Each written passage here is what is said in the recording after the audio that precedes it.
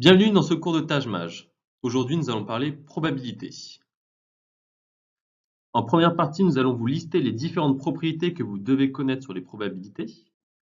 En deuxième partie, nous allons évoquer la notion de probabilité conditionnelle. Dans une troisième partie, nous allons parler de la notion d'espérance mathématique, une notion qui tombe à l'épreuve de Taj-Maj. Et enfin, dans une quatrième partie, nous allons procéder à la résolution d'un problème classique de probabilité. Commençons par lister les différentes propriétés que vous devez connaître.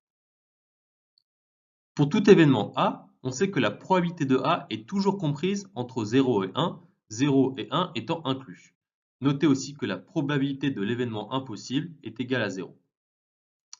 Pour tout événement A, on note son événement contraire A bar, et on sait que P de A bar est égal à 1 moins P de A.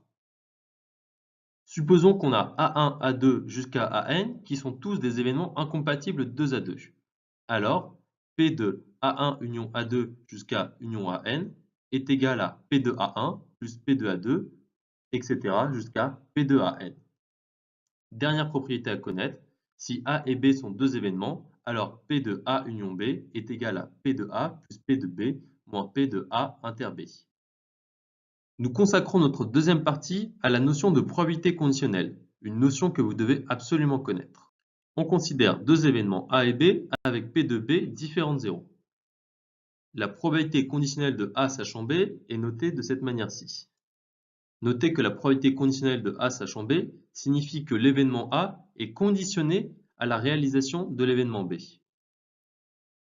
On sait aussi que P de A sachant B est égal à P de A inter B divisé par P de B. Une autre propriété qu'il faut connaître sur la probabilité conditionnelle, c'est que si A et B sont deux événements indépendants, alors P de A inter B est égal à P de A fois P de B. Maintenant, nous allons parler de la notion d'espérance mathématique. Le mieux pour comprendre cette notion, c'est de procéder à un exemple type tel qu'il tombe à l'épreuve de calcul. Daniel lance un dé équilibré à 6 faces.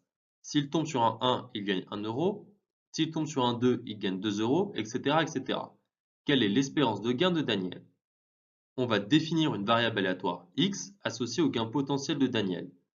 C'est-à-dire que la variable va prendre tous les gains que peut potentiellement gagner Daniel. C'est-à-dire 1 euro, 2 euros, 3 euros, 4 euros, jusqu'à 6 euros. Notez que chacun de ces gains potentiels a pour probabilité 1 sur 6. L'espérance du gain de Daniel se calcule de la manière suivante. On met le gain ici et on le multiplie par sa probabilité potentielle. Et on fait ça pour chaque gain possible, c'est-à-dire pour 2, pour 3, pour 4, pour 5 et pour 6. Et à la fin, on obtient que l'espérance de gain de Daniel est égale à 3 euros. Ainsi, vous voyez que l'espérance fonctionne à peu près comme une moyenne. Nous terminons ce cours en résolvant un problème classique de probabilité. C'est l'objet de notre quatrième et dernière partie. Voici l'énoncé. Jean lance un dé équilibré 2 fois. Jean gagne si la somme des deux chiffres obtenus est au moins égale à 10. Quelle est la probabilité que Jean gagne? Ici, on va commencer par lister tout simplement les couples de solutions possibles. Jean peut faire un 4, puis un 6, ou il peut faire aussi un 5 et un 6, ou encore 2 6. Comme le dé est équilibré, la probabilité de chacun de ces événements est toujours égale à 1 sur 36, c'est-à-dire 1 sixième fois 1 sixième. On compte 6 couples d'événements possibles, soit une probabilité que Jean gagne qui est égale à 6 fois 1 sur 36, c'est-à-dire 1 sixième. Merci d'avoir suivi ce cours sur les probabilités. Comme d'habitude, si vous avez des questions ou des remarques, n'hésitez pas à nous contacter. Vous pouvez aussi liker nos pages Facebook et Twitter afin d'être tenu au courant de nos dernières actualités. À très vite sur Prep Academy.